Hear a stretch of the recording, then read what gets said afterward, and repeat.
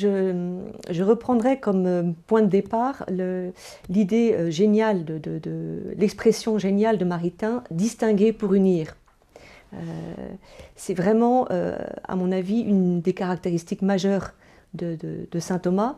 Et il se trouve qu'à force d'analyser et de distinguer, justement, on a fini peut-être par perdre un peu de vue l'ensemble, l'unité de l'œuvre de saint Thomas.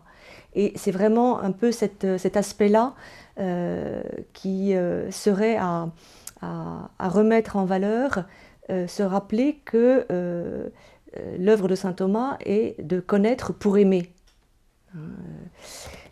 Son intention majeure était de mettre en ordre pour faciliter l'accès de notre intelligence à la vérité, pour laquelle elle est faite. Et c'est proprement l'œuvre du sage. Et on connaît ce passage de saint Thomas qui est tiré du prologue de la Somme contre les gentils, qui est un petit joyau et qui est surtout remarquable parce que dans ce prologue, saint Thomas parle à la première personne, ce qui n'arrive quasiment jamais dans son œuvre. Et là, je vous cite les paroles de saint Thomas qui reprend lui-même celles de saint Hilaire, où il définit sa vocation. « L'office principal de ma vie auquel je me sens en conscience obligée devant Dieu, c'est que toutes mes paroles et tous mes sentiments parlent de lui. » Et c'est vrai que je suis toujours impressionnée, quand je relis ce passage, de constater combien toute la vocation ecclésiale ecclésiale et j'allais dire de professeurs, de prêcheurs, de frères prêcheurs, se trouve ici résumé. C'est un programme de vie qu'il a suivi très consciencieusement. Ce passage, je vous ai dit, est très précieux parce qu'il ne se met absolument pas d'habitude en sujet, et il s'efface complètement derrière la vérité qu'il sert et qu'il propose.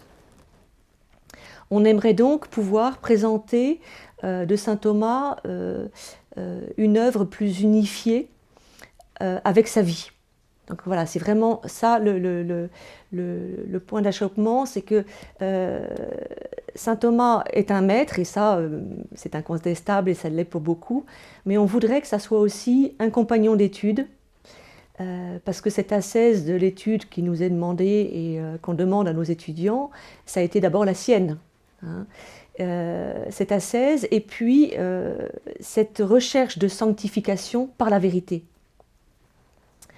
Nous insistons beaucoup sur la connaissance donc, de la vie de saint Thomas, qu'il ne faut pas séparer et à la limite même pas distinguer de son œuvre.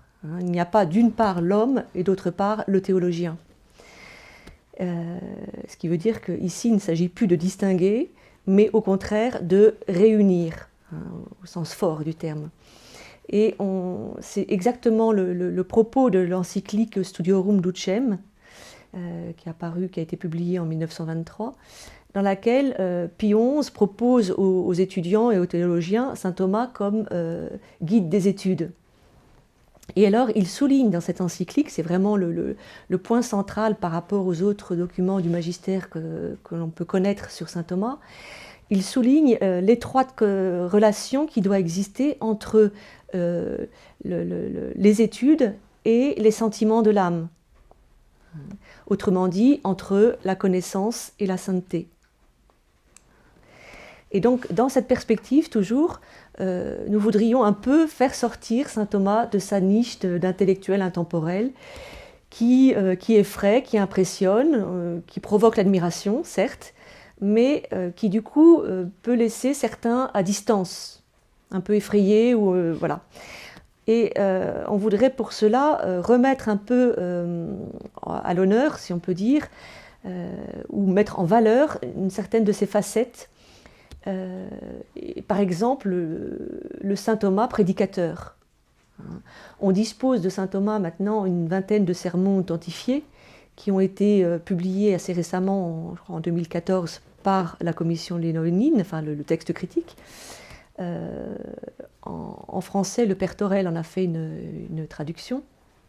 Et du coup, ça nous permettrait, il me semble qu'une étude de saint Thomas prédicateur permettrait d'affiner le portrait intellectuel, spirituel et pastoral de saint Thomas d'Aquin, qui n'était pas simplement, qui était voué finalement à la prédication à double titre, hein, en tant que membre de l'ordre des prêcheurs, hein, qu'il avait choisi délibérément, et en tant que